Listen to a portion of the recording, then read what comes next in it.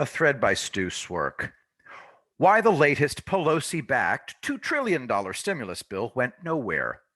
The dementia-crats have been holding more virus relief hostage in order to force Republicans to cave and vote for another $2 trillion dementia-crack porculus bill instead.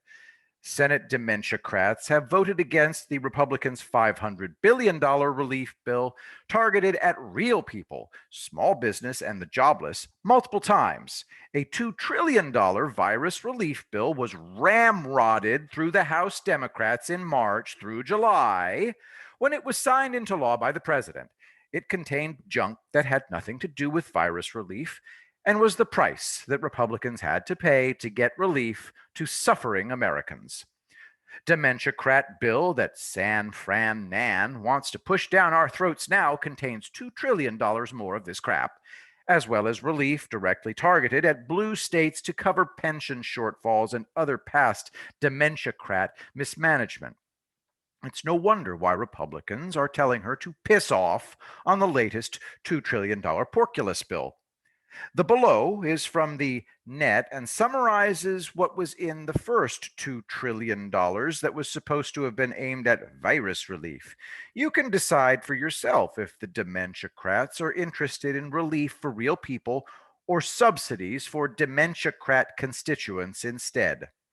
American population, 330,483,530. Stimulus bill, $2 trillion. Dividing the cost by every person in America is $6,051.74. The government could have given every person over $6,000, but instead will give $1,200 to each adult under a certain income. Do you want to know where the missing 96% of your tax dollars went in that July $2 trillion that was passed into law? $300 million for migrant and refugee assistance, page 147. $10,000 per person for student loan bailout. $100 million to NASA because who knows why. $20 billion to the United States Postal Service because why the hell not? $300 million to the Endowment for the Arts because of it. $300 million for the Endowment for the Humanities because no one even knew that was a thing. $15 million for veterans employment training for when the GI Bill isn't enough. $435 million for mental health support.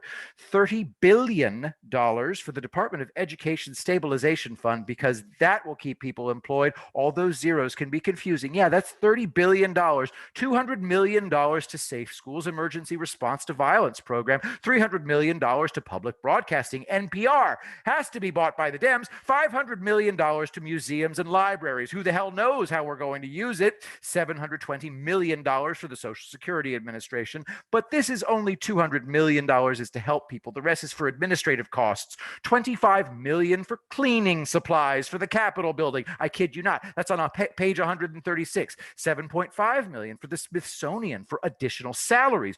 $35 million to the JFK Center for Performing Arts. $25 million for additional salary for House of Representatives. $3 billion upgrade to the IT department at the VA. $3 billion.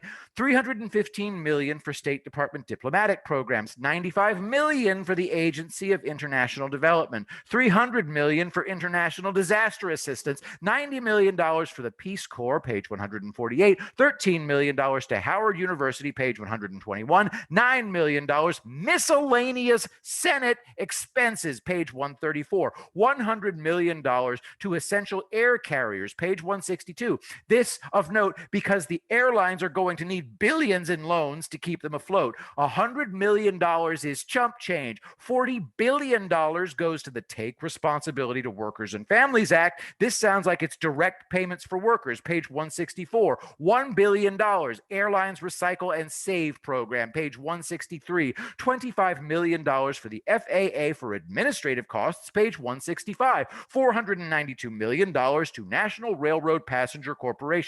Amtrak Page 167, $526 million grants to Amtrak to remain available if needed through 2021. Page 168, what are the costs that doesn't go unused?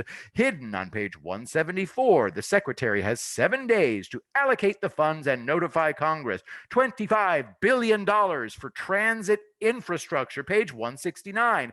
$3 million maritime administration, page 172. $5 million salaries and expenses office of the inspector general, page 172.